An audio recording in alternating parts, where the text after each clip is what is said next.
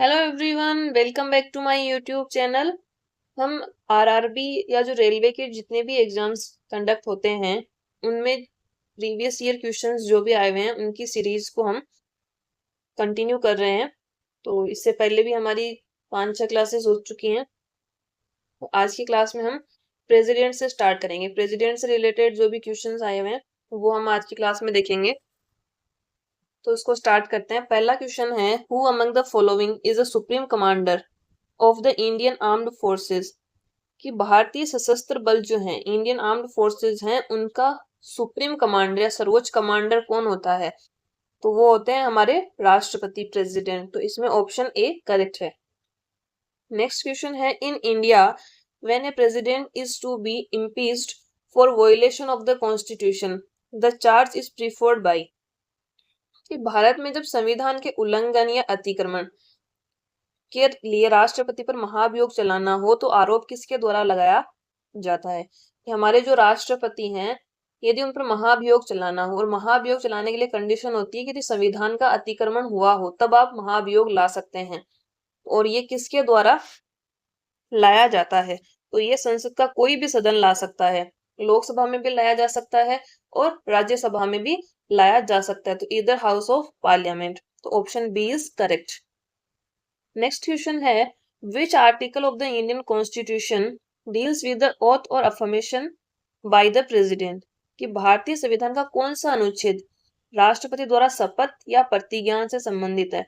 कि राष्ट्रपति की शपथ से रिलेटेड आर्टिकल कौन सा है? तो भारतीय राष्ट्रपति की शपथ बताई गई है आर्टिकल 60 में। तो आर्टिकल 60 जो है वो इससे रिलेटेड है, आर्टिकल 60। नेक्स्ट क्वेश्चन की बात करें तो ये है, which article of the Indian constitution is related with the executive power of the union? कि भारतीय संविधान का कौन सा अनुच्छेद संघ की कार्यपालिका शक्ति से संबंधित है? कि जो हमारी एग्जीक्यूटिव पावर है यूनियन की, कार्यपालिका शक्ति, उससे रिलेटेड आर्टिकल कौन सा है हमारा? वो है आर्टिकल 53, आर्टिकल 53। तो इसमें ऑप्शन सी सही हो जाएगा। नेक्स्ट क्वेश्चन पे चलें। Which article of the Indian constitution deals with the special address by the president to the parliament? कि संसद में राष्ट्रपति के विशेष संबोधन से संबंधित आर्टिकल कौन सा है? कि हमारे जो राष्ट्रपति हैं वो संसद में विशेष संबोधन दे सकते हैं, उसको स्पेशल एड्रेस कर सकते हैं पार्लियामेंट को। तो ये कौन से आर्टिकल में बताया गया है? ये बताया गया आर्टिकल 87 में। तो ऑप्शन डी हमारा सही है इसमें। नेक्स्ट क्वेश्चन है, which article of the Indian constitution is related with the right of president to address and send message to the house? कि भारत का जो राष्ट्रपति है वो सदनों में अभिभाषण दे सकता है और संदेश भेजने का अधिकार जो है वो कौन से आर्टिकल में दिया गया है? स्पेशल एड्रेस, स्पेशल एड्रेस का हमने देखा, स्पेशल एड्रेस करने का राइट जो है वो आर्टिकल 87 में दिया है। और नॉर्मल जो है प्रेसिडेंट जो अगर पार्लियामेंट को एड्रेस करते हैं या कोई मैसेज भेजते हैं तो वो बताया गया आर्टिकल 86 में। तो option B is correct. Next question है, the president of India is elected by an electoral college consisting of? कि भारत के राष्ट्रपति का जो चुनाव होता है उसके लिए एक निर्वाचन मंडल होता है। तो उसमें कौन कौन शामिल होते हैं? तो उसमें एक तो जो हमारी पार्लियामेंट है उसके दोनों हाउसेस के जो इलेक्टेड मेंबर हैं वो शामिल होते हैं, और हमारी जो स्टेट लेजिस्लेटिव असेंबलीज हैं उनके इलेक्टेड मेंबर। तो लोकसभा और राज्यसभा के निर्वाचित सदस्य और राज्य विधानसभाओं के निर्वाचित सदस्य। तो पहले ऑप्शन में क्या कहा गया? संसद के दोनों सदनों यानी लोकसभा और राज्यसभा के निर्वाचित सदस्य, ठीक है, ये भी होता है। राज्य विधानसभाओं के निर्वाचित सदस्य, ये भी होता है। तो ये दोनों कौन से ऑप्शन में दिए हैं? ऑप्शन ए में। तो ऑप्शन ए हमारा सही हो जाएगा। नेक्स्ट क्वेश्चन है, who is the head of the union executive of the government of India? जो संघ की कार्यपालिका है उसका संवैधानिक प्रमुख कौन होता है? तो संघ की कार्यपालिका के संवैधानिक प्रमुख जो हैं वो भारत के राष्ट्रपति होते हैं। तो ऑप्शन सी सही है इसमें। नेक्स्ट क्वेश्चन की बात करें। नेक्स्ट क्वेश्चन है हमारा, the state governor may be transferred from one state to another by the of India? कि जो राज्य के राज्यपाल होते हैं, गवर्नर होते हैं, उनको एक राज्य से दूसरे राज्य में उनका ट्रांसफर जो है वो किसके द्वारा किया जाता है? तो गवर्नर का ट्रांसफर कौन करते हैं? प्रेसिडेंट। और उनका अपॉइंटमेंट भी, गवर्नर की नियुक्ति भी जो है वो प्रेसिडेंट के द्वारा की जाती है। तो अपॉइंटमेंट भी प्रेसिडेंट करते हैं, ट्रांसफर भी प्रेसिडेंट के द्वारा किया जाता है।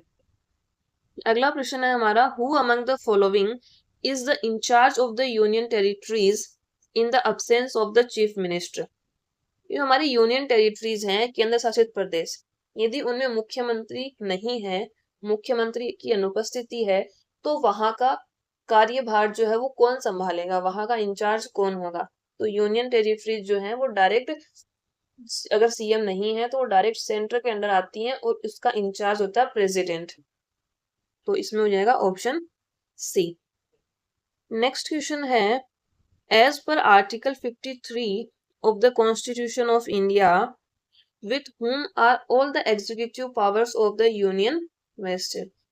अनुच्छेद 53 के अनुसार, आर्टिकल 53, ठीक ध्यान रखिएगा, संघ की समस्त कार्यकारी शक्तियां किसमें निहित होती हैं? तो ये होती है राष्ट्रपति में। यहां से हमें एक इंफॉर्मेशन मिलती है कि जो यूनियन की एग्जीक्यूटिव पावर है वो कौन से आर्टिकल में है? आर्टिकल 53 में। कि संघ की जो जितनी भी एग्जीक्यूटिव पावर है, कार्यकारी शक्तियां हैं, वो हमारे राष्ट्रपति में निहित होती हैं। ये शक्ति इनको दी गई है आर्टिकल 53 में।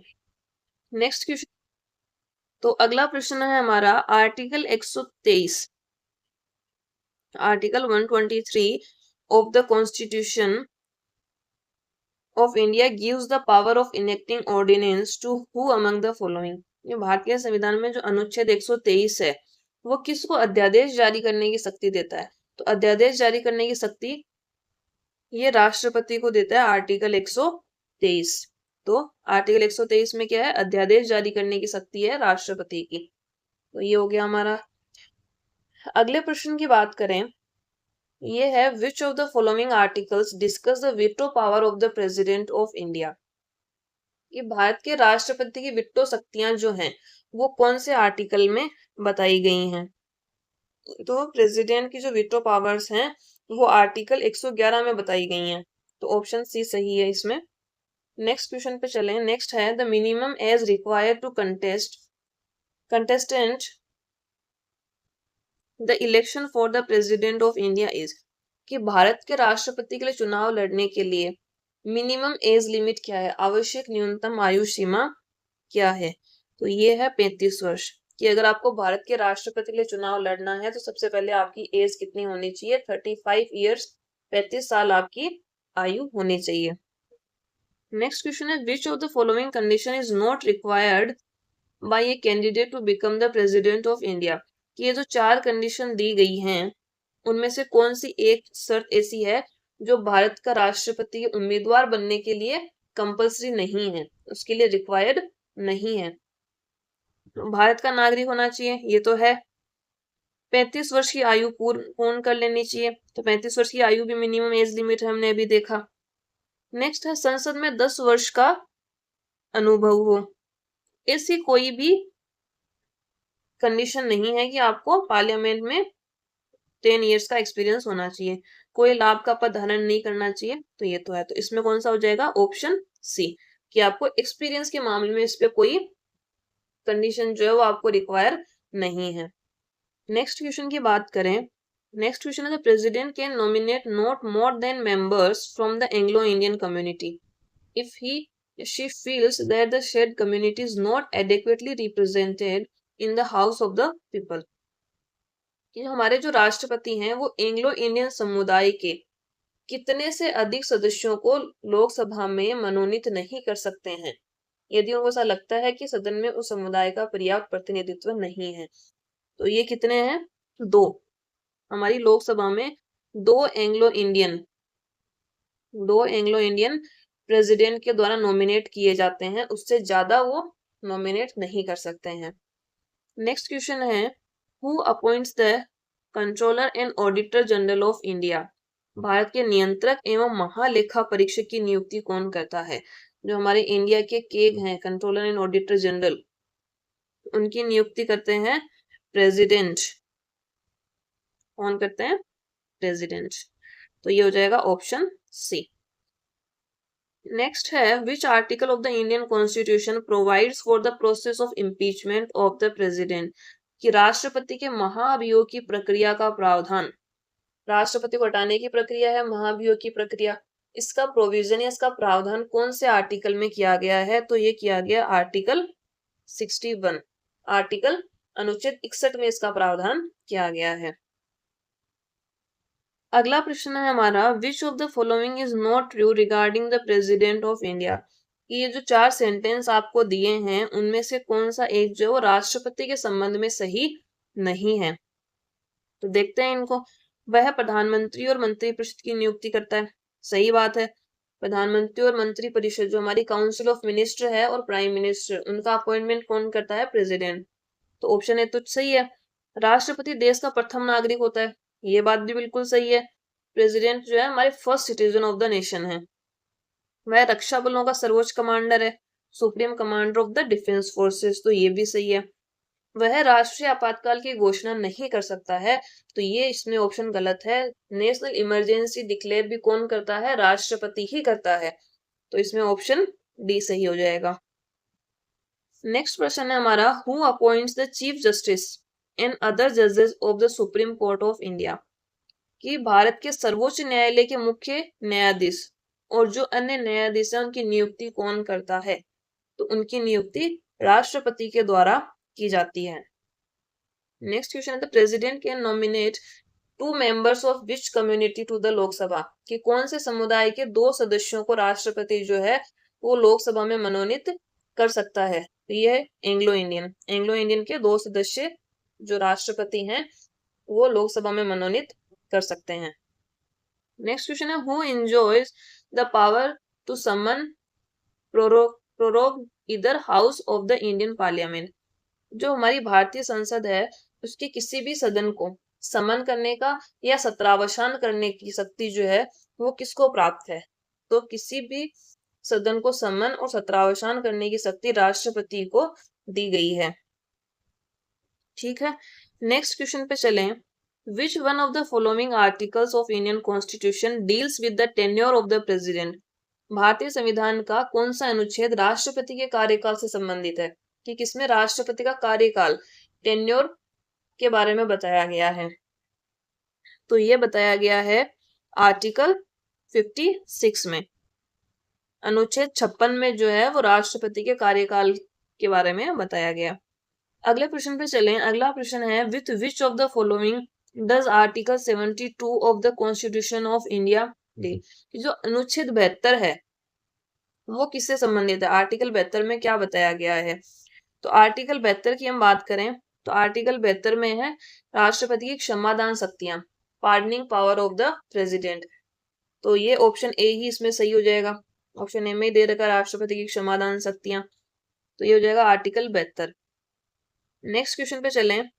नेक्स्ट है under which article can the president of India grant pardons, reprieves, respites और रिमिशन ऑफ पनिशमेंट और सस्पेंड, रेमिट और commute the sentence of any person convicted with the death sentence, कि भारत के राष्ट्रपति को कौन से अनुच्छेद के अंतर्गत यदि किसी व्यक्ति को दोषी ठहराया गया है तो उसको क्षमा करने का, उसको सजा में छूट देने का, उसकी सजा में कमी करने का या माफ करने का, उसको मौत की सजा दी है उसको माफ करने का जो अधिकार है वो कौन से आर्टिकल में दिया गया है?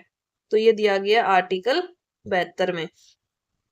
तो हमने जो हमारे राष्ट्रपति हैं उनसे रिलेटेड इंपॉर्टेंट क्वेश्चंस देखे हैं जो कि रेलवे एग्जाम्स में आए हुए हैं और ये सभी एग्जाम्स के लिए इम्पोर्टेंट है। तो प्रेसिडेंट से रिलेटेड हो गए, तो उसके आगे की क्लास में हम हमारी पीवाईक्यू सीरीज को कंटिन्यू करेंगे। तो मिलते हैं कल अगले वीडियो में, तब तक के लिए थैंक यू।